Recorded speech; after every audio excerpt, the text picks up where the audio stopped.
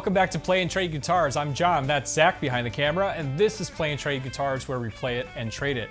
Looking at a really interesting guitar, really exciting guitar. This is Paul Reed Smith's Myles Kennedy signature guitar, and it's really their take on a Telecaster.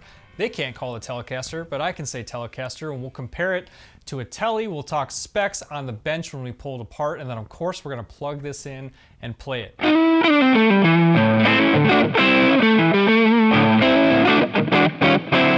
At the top, if you're in the market for the Myles Kennedy or a Telecaster or any gear, remember to click to buy new gear using our link. You're gonna get easy payment plans that makes buying new gear really easy, fast free shipping, and when you buy using our link, you support our channel directly, so thank you for doing that. You can also click the Gleam link to enter our current guitar giveaway, and make sure you're in it to win it by staying subscribed to Play and Trade Guitars. Let's get started though today on the PRS Myles Kennedy, price point of $28.99. I'll tell you everything you need to know, and we'll see if it's worth your money. Let's get to work. All right, so check it out. Here's the Myles Kennedy from PRS, $28.99. And like a Telecaster, it'll have some features. It has a 25.5-inch Fender scale length for one thing. It has the steel plate bridge with brass saddles for that great sustain and tone. And then a few differences right out of the gate. I mean, of course, you're gonna have that Paul Reed Smith headstock and design. They got these nice vintage tuners. You've got a maple neck, maple board. Feels good in the hands. It's got a satin nitro finish on here. This is the antique white finish. It's available in 5 colors, which are really cool. You can check that out. You can also get the current pricing and availability of all the colors using our links. Remember to click that link down there. And then you've got these narrow field humbuckers, which are splittable to single with a 5-way switch. I'll talk about all that on the bench. And you know, you've got some modern features here like the cutaway, and just a nice looking guitar, and we'll just have to find out together, is it worth $28.99?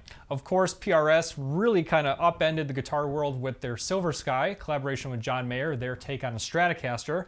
So everyone was kind of scratching their head and saying, hey, is it coming? Is the Telecaster version coming? And here it is. Here's Paul Reed Smith's take on a Tele.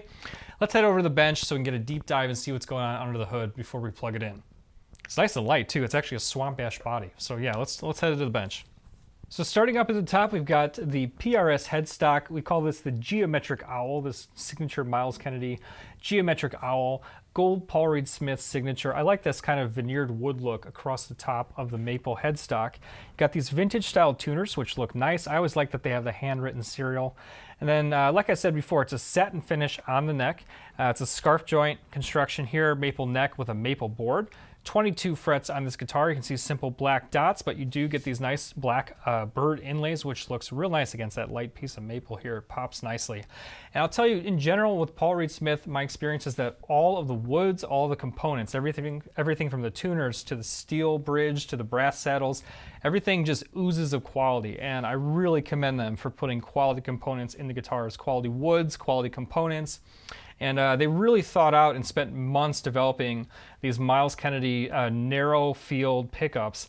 And these are humbuckers, but they're designed to give you basically the ability to split these into single coil without the hum.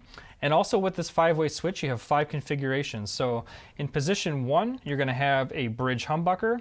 In position 2, you're gonna add a single neck to the bridge humbucker. In position 3, you're gonna be middle with 2 humbuckers. Position 4, you're going to be middle with 2 single coil, and in position 5, you're going to have just the neck humbucker. And in positions 1 through 4, you also have a bonus feature. The tone control has this pull tone feature, and what that does is actually roll the treble off anytime that you're using the bridge. So it's kind of an interesting thing we'll demo when we get to sounds. But let's get these strings out of the way so that we can get a measurement on this neck and take a look under the hood before we plug it in. Wow, I did not notice this, but taking a closer look, one big differentiator from a Telecaster is going to be the fact that this is actually not a string-through body construction. What they do is they have a steel plate, but you can see they actually have the strings catching on the steel plate itself, and it's actually routed with a small chamber underneath this plate, so I can pull these screws off and show you that. But you actually have the ball end of the string that goes straight into the plate, so not a string-through body construction. And then heading up to the tuners, I do like that they include the locking tuners. The PRS locking tuners, they can be a little, they work, you know. High quality components, but I don't know if I like these slotted heads, because sometimes you can do it with your fingers, sometimes you need a screwdriver. But that's going to allow pretty quick string changes with the locking feature itself. We'll start with some measurements of the neck. The neck profile is actually just called Myles Kennedy, so it's not super descriptive, so hopefully some measurements will help with that.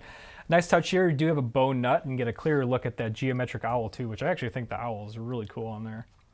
We got a bone nut at 1.64 inches. First fret at 0.88 inches, so a little thicker. Kind of a vintage profile. Up to 0.95 inches at the 12th fret. Unbound, again you can see that maple slab against the maple neck. Nice bird inlays. Body thickness, this is going to be a swamp ash body. I can already tell it's pretty light. Thickness comes in at about 1.77 inches, so about the same as a Tele, except you have the added comfort cut, which I know is a big deal to a lot of people. A lot of people like these comfort belly cuts here.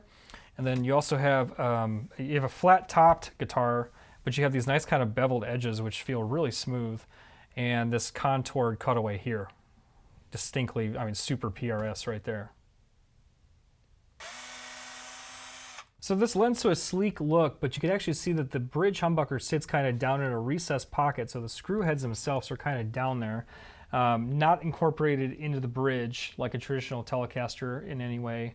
So we'll go ahead and just lift up this pickup. Speaking again of components, look at this brushed metal output jack plate. I mean, just beautiful components. Also, kind of a nice touch here that I appreciate. I'm not crazy about the vintage style Telecaster output jack being recessed where, you know, for example, you can't use a 90-degree plug.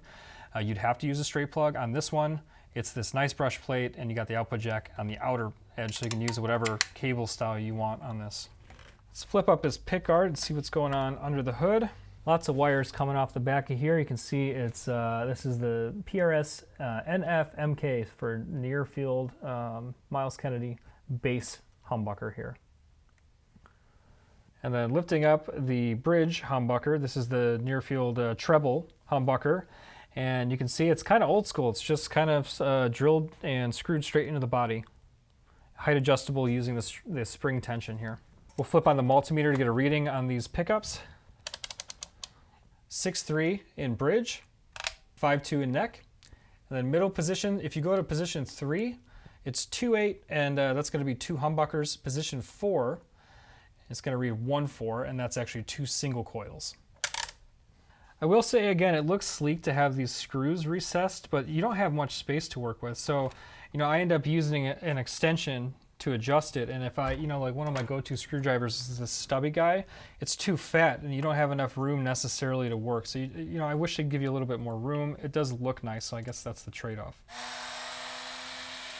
So check that out. Oh, it's even a smaller route than I thought. So it's just that small chamber, and basically that allows room for the ball head of the string to fit, and then it pulls itself into that kind of keyhole. Myles Kennedy bridge, solid steel plate, brass saddles.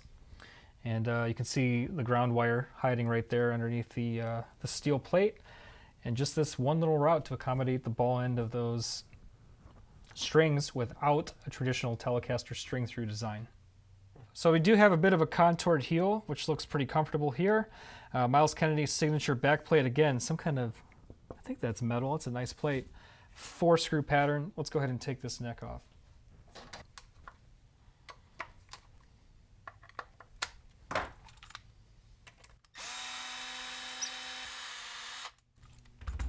There's a look at the raw swamp ash,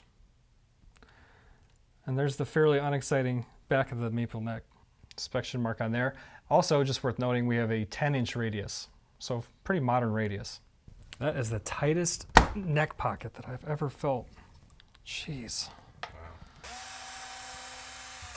All right, lifting up the control cavity cover, you can see it's shielded on the back. And wow, that's a lot of wires on that 5-way blade switch. The guitar definitely feels light. Let's see where it comes in. Wow, 6 pounds, 12 ounces, so 6.75 pounds. I'm sure the swamp ash is lighter, that has something to do with it, but that's a nice weight. I can tell you, as I was tuning the guitar up, I can already tell that just resonantly unplugged, it's a loud guitar. It's got a good ring to it. I love when a guitar resonates in such a way that you can really feel it in your hand while it's sitting against the neck. And very impressive unplugged at this stage. It feels great. So I guess it's got a little bit more of a vintage style neck. It was 0.88 at 1. So it's got a little bit of meat to it. It's not terribly skinny, which I like a lot. The satin feel is very nice. Yeah, this comfort cut, I know a lot of people are fans of that.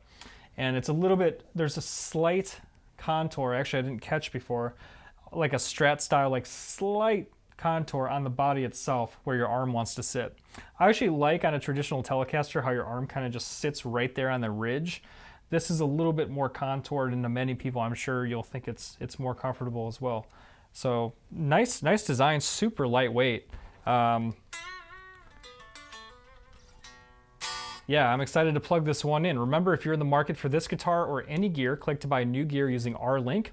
Now comes the fun part. I'm gonna plug this in, show you clean tones, we'll dirty it up, we'll let it rip behind a track, and then join me at the end. Following the performance, I'll give you my raw, honest reaction to playing the Myles Kennedy, and I'll also give you my final score. So let's head over and get plugged in. I'm super pumped. I hope it sounds as good plugged in as it does unplugged already. It's off to a great start. Let's do it.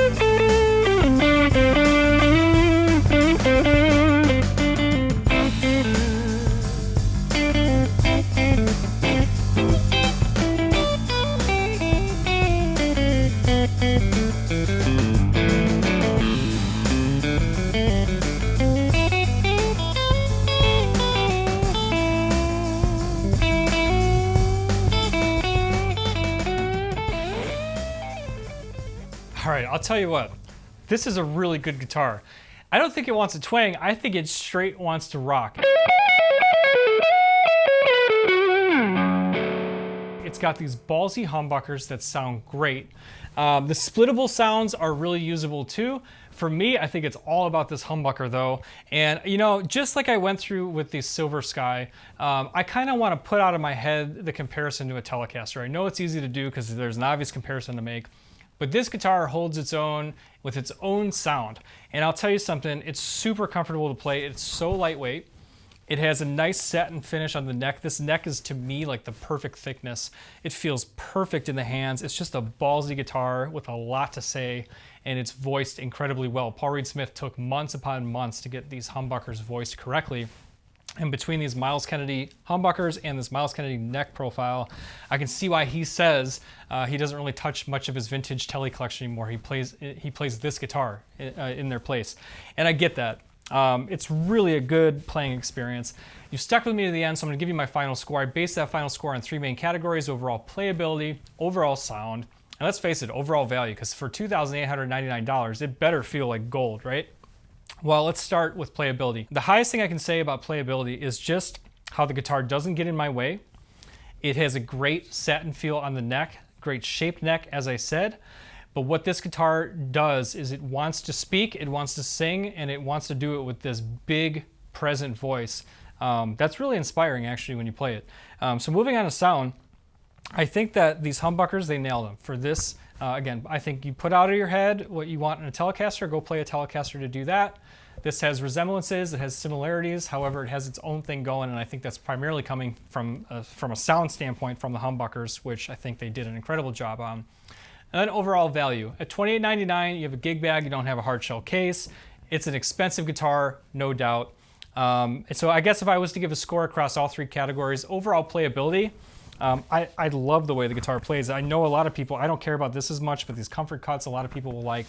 I'm gonna go ahead and give it a, wow, super playable guitar. I'm gonna give this guitar a 9.4 on playability. It was that good. I mean, the feel of this neck, it's got just the right kind of beefy profile. It feels fantastic. 9.4 in overall playability. Overall sound, for what this guitar is built to do, I think it's built to rock more than it is to twang. I know it can do both, but in my experience, it is a rocker, and these humbuckers, they nailed it. I'm gonna go ahead and give it a 9.0 in sound. Be careful comparing it too much to a Telecaster. Don't fall into that trap. Let it stand on its own right and be blown away by the sound of these humbuckers. 9.0 in overall sound. Then we come to value. A lot of the higher end Fender models that you see are now, yeah, in the $2,500 range, $2,600 range. $28.99 for a guitar with a satin finish on the neck, no binding, no body binding. You know, you're really paying for, of course, the name, the Paul Reed Smith, attention to details and materials. I can't stress enough, Paul Reed Smith is nailing materials like nobody else right now. I mean, in terms of the components that they're putting in the guitars, the wood choices, and the way it all comes together, the way that they engineer that in-house, I don't think anybody can touch them in terms of quality components. So that said, the question always comes down to the high price tag. Are you getting what you paid for? And I will say that for what it is, they put a lot of care into this guitar and a lot of research and development into getting this to be PRS's take on a Telecaster. And they did their own thing with it. That's what's cool. They didn't just try to make like, you know, a boutique Telecaster. They made their own thing with it. And you know, when it comes to overall value, I'm not blown away by the price tag. It's a little disappointing, the price tag, but I'll go ahead and give it, I'm gonna go ahead and give it an 8.2 on overall value. That's gonna bring our final score for the PRS Myles Kennedy to 8.9 for the PRS Myles Kennedy. If you're in the market for this guitar, as you should be, if you want a guitar like this, click our link to buy it. You get fast free shipping, easy payment plans, and when you're buying a more expensive guitar, the payment plan is where it's at. Trust me, click and find out.